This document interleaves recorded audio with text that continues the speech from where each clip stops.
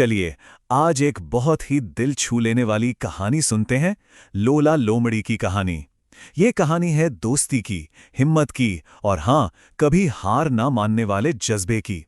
तो शुरू करें। जरा सोचिए, क्या हो अगर हम एक सुबह उठे और दुनिया के सारे रंग ही गायब हो गए हों। सब कुछ बस ग्रे। कितना फीका, कितना बेजान लगेगा, है ना। बस हमारी कहानी की शुरुआत बिल्कुल यहीं से होती है।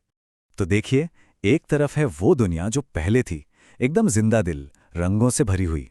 और दूसरी तरफ एक ऐसी दुनिया जहां कोई रंग ही नहीं बचा, बिल्कुल फीकी, उदास। और इसी बदलाव से कहानी का असली संघर्ष शुरू होता है। तो चलिए इस रंगहीन दुनिया में चलते हैं, देखते हैं कि इस पूरी अजीब घटना के बीच में आखिर है कौन। तो ये है लोला। और हाँ, ये कोई आम लोमड़ी नहीं है। लोला एक तरह से जंगल की आर्टिस्ट थी, जिसे अपने घर को, अपने जंगल को खूबसूरत रंगों से सजाना बहुत पसंद था। और रंगों से उसका यही लगाव उसे इस कहानी का हीरो बनाता है। लेकिन फिर एक दिन कुछ अजीब हुआ। रंग धीरे धीरे गायब होने लगे। अचानक, कोई वार्निंग नहीं, कोई वजह नहीं। फूल, पत्ते, नदी, सब कुछ, सब अपनी चमक खोने लगे। ये एक ऐसा संकट था जो चुपके से पूरे जंगल पर छा रहा था। और ये सिर्फ खूबसूरती की बात नहीं थी। लोला समझ गई थी कि रंग तो इस जंगल की जान है, उसकी आत्मा है। मतलब दांव पर बहुत कुछ लगा था। पूरे जंगल की रूह ही खतरे में थी। तो जब दुनिया अपनी चमक खो दे तो क्या होता है? एक हीरो की जरूरत पड़ती है ना। तो देखते हैं ये हीरो कौन बनता है। पर कोई भी हीरो अकेले तो कामयाब नहीं हो सकता। लोला के पास भी उसके दो बहुत अच्छे दोस्त थे। एक था मंकी, जो बहुत ही समझदार बंदर था, और दूसरा टिमी, एक कछुआ जिसका धैर्य और पक्का इरादा कमाल का था। और तभी मंकी एक बहुत जरूरी बात बताता है कि कहीं एक जादुई पहाड़ी है जहां बटरफ्लाई किंग रहते हैं, जो रंगों के राजा हैं। और मंकी कहता है सिर्फ वही हमारे रंग वापस ला सकते हैं।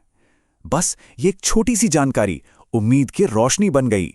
अब उनके पास एक मिशन था, एक मंजिल थी। और बस लोला ने उसी पल फैसला कर लिया। अपने दोस्तों के साथ वो उस जादुई पहाड़ी के लिए निकल पड़ी। बिना डरे, बिना सोचे उनका सफर शुरू हो गया था। तो अब शुरू होता है कहानी का अगला पड़ाव, असली इम्तिहान। एक लंबा और मुश्किल सफर। और ये सफर आसान बिल्कुल भी नहीं था। उन्हें पहाड़ पार करने पड़े, नदियां पार करनी पड़ी, घने जंगलों से गुजरना पड़ा। हर कदम पर एक नई चुनौती थी जो उनके हौसले का टेस्ट ले रही थी। लेकिन इन सब मुश्किलों के बीच लोला ने हिम्मत नहीं हारी, कभी नहीं। उसका वही अटूट इरादा, वही डिटर्मिनेशन सबको आगे बढ़ा रहा था, चाहे रास्ता कितना भी कठिन क्यों न हो।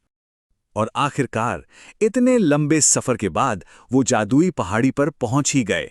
लेकिन वो सिर्फ पहाड़ी की चोटी तक नहीं पहुंचे थे, वो उस पूरे रहस्य के दिल के बिल्कुल करीब आ गए थे। वहां उन्हें बटरफ्लाई किंग मिले, रंगों के राजा। लेकिन वो तो खुद बहुत परेशान थे। वो भी अपनी दुनिया के फीका पड़ने से दुखी थे। अब तो ये रहस्य और भी गहरा हो गया। और यहां कहानी में एक बड़ा ट्विस्ट आता है। पता चलता है कि रंग चोरी नहीं हुए थे, कोई विलन नहीं था। रंग तो बस एक छोटी सी गुफा के अंदर उसकी दीवारों से चिपक कर फंस गए थे। मतलब प्रॉब्लम वो थी ही नहीं जो वो सोच रहे थे। तो इसका सल्यूशन ताकत नहीं बल्कि समझदारी थी और टीम वर्क।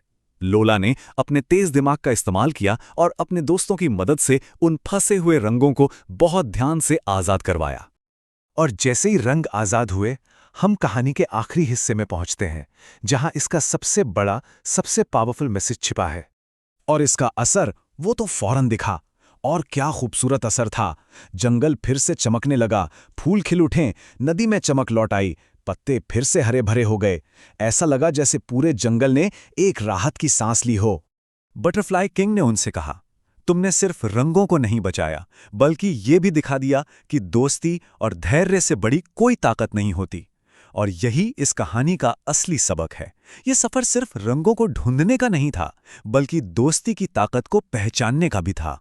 तो इस तरह हमारे हीरोज एक खुशहाल, रंग बिरंगे जंगल में वापस लौट आए। जिस जंगल को वो फीका और उदास छोड़कर गए थे, उसे उन्होंने अपनी हिम्मत और दोस्ती से फिर से जिंदा कर दिया था।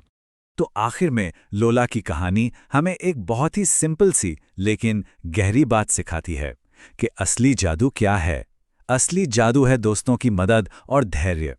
बड़ी से बड़ी मुश्किल भी अकेले नहीं बल्कि एक साथ मिलकर सब्र के साथ सुलझाई जा सकती है। और शायद यही तो असली जादू है ना?